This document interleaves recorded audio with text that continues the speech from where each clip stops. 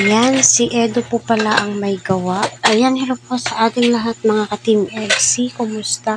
So, kita naman po talaga natin. Malaki po yung pinagbago ni Beyonce, especially sa financial status po nila. So, alam naman po natin kung gaano ka-importante ngayon ang financial.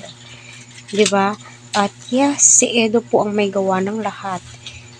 Especially kay Kalinga Prab, Dr. Love. Kung hindi din po dahil kay Edo, wala pong napakarami o limpak-limpak na natatamasang blessing si Beyonce, diba? So, correct me if I'm wrong, So, dapat lang na magpasalamat si Beyonce kay Edo, So, kita po ninyo, kapag nakasmile si Edo ay kasing mata po niya itong si Beyonce, yung kilay, yung mata, yung kilay, yung ilong, diba? Ano pansin niyo? Yun lang po, napapansin ko lang kapag ngumingiti po silang dalawa, So, tayo naman pong viewers ay iwasan na lang din po natin minsan patulan yung mga negatron, kasi wala naman din po yan silang nagagawa. Kagaya ng palagi kong sinasabi, naghahanap po sila ng butas para may maisumbat kay Edo, kasi once na patuloy yung pagbabash dito kay Edo at saka kay Beyonce, baka ma-stop yung EDSI, wag na naman po sana. Kaya, tignan na lang po natin yung good side na nagawa ni Edo para kay Beyonce.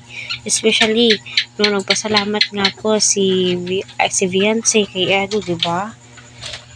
Dahil si Edo din po ang number 1 na dahilan kung bakit nakapunta si Beyonce sa Palawan. So, hindi po in-expect ni Beyonce ito no, tila ba'y yung nagugulat siya sa mga nangyayari o changes sa kanyang buhay.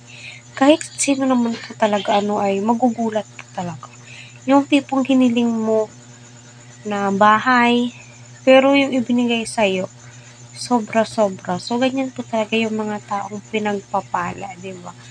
Ambunan ng ambunan, kaya stay humble lang. Di ba? Di po natin kailangan na lumaki yung ulo para sabihin na mas angat tayo, di ba?